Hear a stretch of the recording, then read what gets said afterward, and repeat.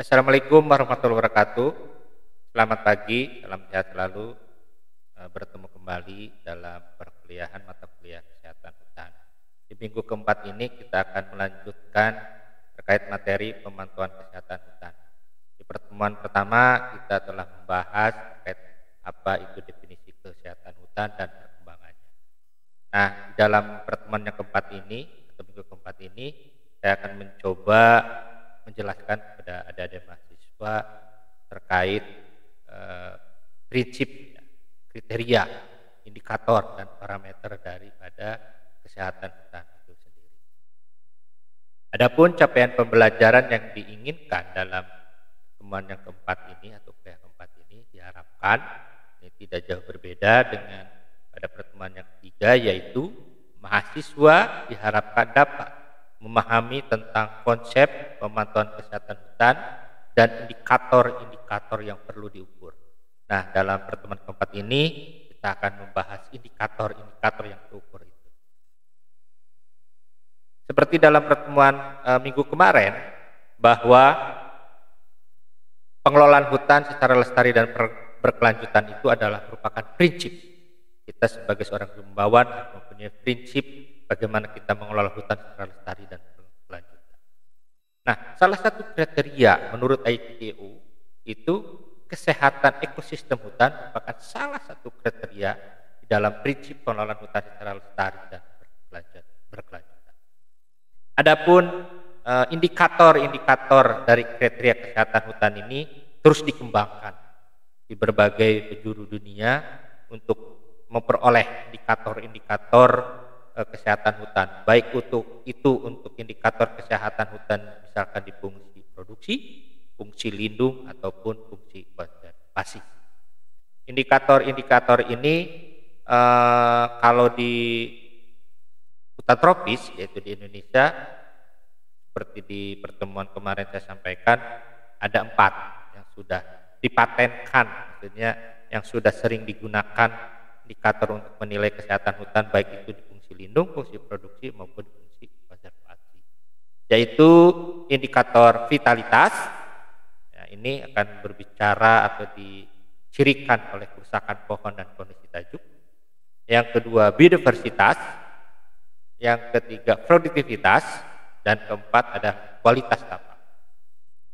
Adapun parameter daripada kualitas tapak hampir 99% itu mengatakan bahwa KTK merupakan salah satu parameter yang bisa untuk menilai indikator kualitas tapak.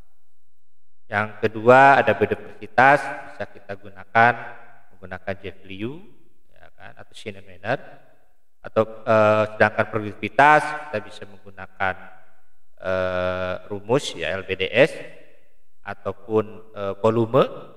Karena hampir juga 99% mengatakan validitasnya bahwa LBDS untuk penambahan diameter itu dicirikan oleh BDS untuk mengetahui produktivitas.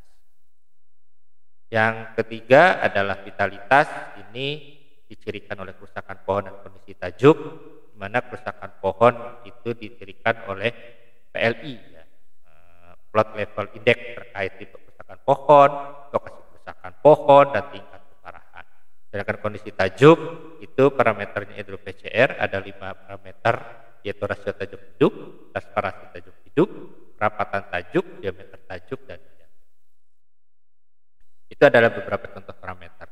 Nanti mungkin ini akan dibahas di minggu-minggu berikutnya. Nanti di sini di minggu berikutnya kita akan membahas bagaimana cara melakukan pengukuran dengan menggunakan indikator-indikator yang saya tadi sampaikan, dan juga bagaimana kita melakukan penilaian yang tadinya manual bisa dengan menggunakan website supaya lebih efisien dan efektif. Tadi dikatakan bahwa SFM atau VHL atau pengelolaan hutan secara lestari itu merupakan prinsip. Tanyanya sekarang apa sih itu prinsip kan gitu. Ada yang mengatakan bahwa prinsip itu adalah aturan atau elemen penting dalam manajemen hutan lestari. Sedangkan Prabu tahun 1999 mengatakan prinsip adalah dasar kebenaran atau hukum sebagai dasar dari penalaran atau tindakan. Apa itu kriteria? Menurut FSC, kriteria adalah alat untuk menilai apakah prinsip PHL telah terpenuhi. Sedangkan menurut Putra tahun 2004, kriteria adalah suatu prinsip atau standar yang digunakan untuk menilai sesuatu. Sedangkan menurut Shivers 1996, bahwa kriteria itu merupakan suatu titik tengah agar informasi yang disediakan oleh indikator dapat diintegrasikan, sehingga suatu kriteria diikuti oleh serangkaian indikator yang berkaitan. Sekarang, apa itu indikator? Jadi kalau ada yang apa itu indikator? Indikator adalah setiap variabel yang dapat diukur dalam kaitannya dengan kriteria khusus, misalkan indikator diagnostik dan menilai kesehatan dalam menilai kesehatan ekonomi kebutuhan. Sedangkan menurut ITTU 98, indikator adalah atribut kuantitatif dan atau kualitatif dan atau deskriptif yang apabila diukur atau dipantau secara periodik menunjukkan status atau arah perubahan atau suatu kriteria pada interval waktu yang berbeda.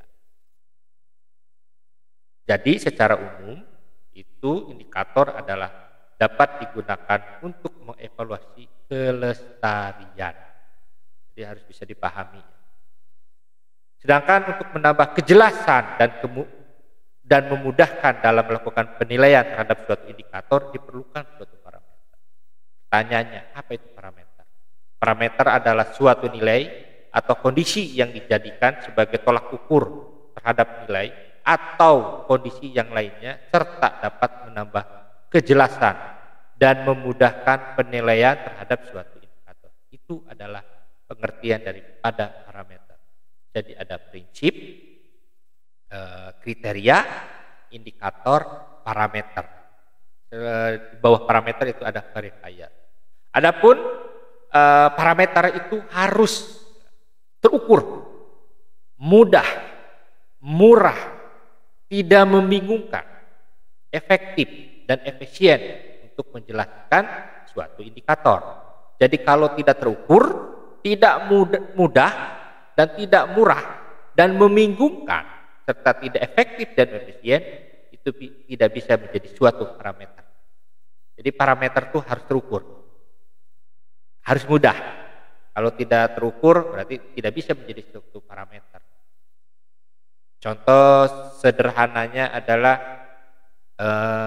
misalkan apa parameter untuk mengukur ya pertambahan diameter. Bagaimana caranya? Ya, kita tinggal melakukan pengukuran diameter. Untuk apa? Untuk mengetahui luas bidang dasarnya. Kan terukur. Itu sederhananya begitu. Nah, untuk melakukan pengukuran, pemantauan kesehatan hutan itu ada desain plot yang biasa digunakan di dalam pemantauan kesehatan hutan. Itu desainnya berupa cluster plot. Ini telah dikembangkan oleh USDA FS tahun 1999, yaitu Kementerian Perhutanan Amerika Serikat. Jadi di sini bisa dilihat bahwa ada persyaratan di dalam membuat desain cluster plot.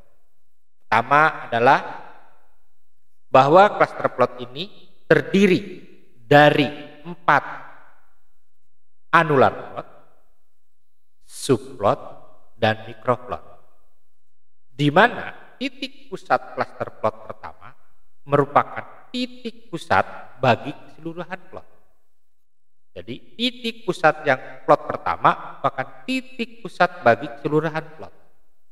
Tadi di awal saya katakan bahwa desain cluster plot itu terdiri dari 4 annular plot, 4 subplot, dan 4 microplot, di mana titik pusat plot pertama merupakan titik pusat bagi keseluruhan plot. Adapun jari-jari dari annular plot itu sendiri adalah 17,95 meter dan jari-jari subplot adalah 7,32 meter. Sedangkan jari-jari mikroplot adalah 2,07 meter. Itu adalah jari-jari dari masing-masing anular plot, subplot, dan mikroplot. Sedangkan jarak titik pusat plot pertama ke titik pusat plot kedua ataupun titik pusat plot pertama ke titik pusat plot ketiga dan titik pusat plot pertama ke titik pusat plot keempat adalah 36,6 meter. Jadi masing-masing jarak antara tiap pusat plot adalah 36,6 meter. Di mana azimut titik pusat plot pertama ke titik pusat plot kedua adalah 0 atau 360 derajat. Sedangkan azimut titik pusat plot pertama ke titik pusat plot ketiga adalah 120 derajat. Dan azimut titik pusat plot pertama ke titik pusat plot keempat adalah 240 derajat. Sedangkan azimut jarak dari titik pusat subplot di dalam mikroplot adalah 3,66 meter. Jadi kalau mikroplot ini jari-jarinya 2,07, kita ukur dari titik pusat plot. Titik pusat plot masing-masing yaitu plot 1, 2, 3, dan 4. Dimana jaraknya dari titik pusat subplot itu adalah 3,66 meter. Jadi itu adalah desain cluster plot FHM, Forest Monitoring atau pemantauan kesehatan hutan. Di sini juga di dalam desain cluster plot ada titik contoh tanah.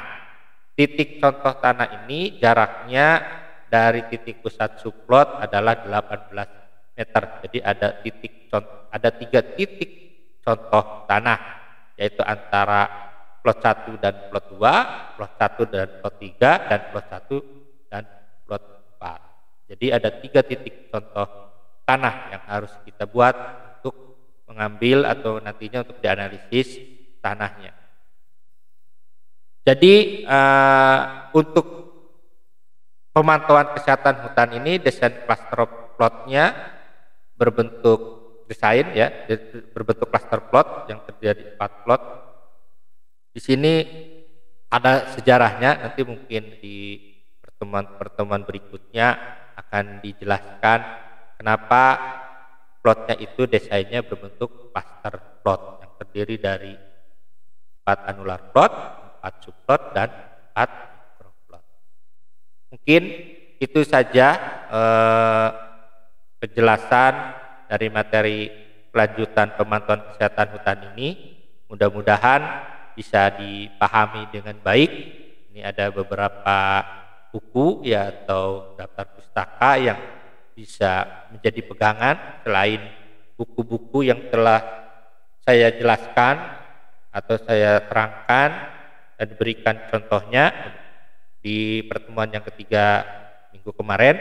Mudah-mudahan ada dari mahasiswa telah memilikinya dengan baik, minimal terkait buku kesehatan hutan dan Forest Monitoring Guide-nya ya, yang karangan Mangol tahun 1999. Terima kasih. Wassalamualaikum warahmatullahi wabarakatuh.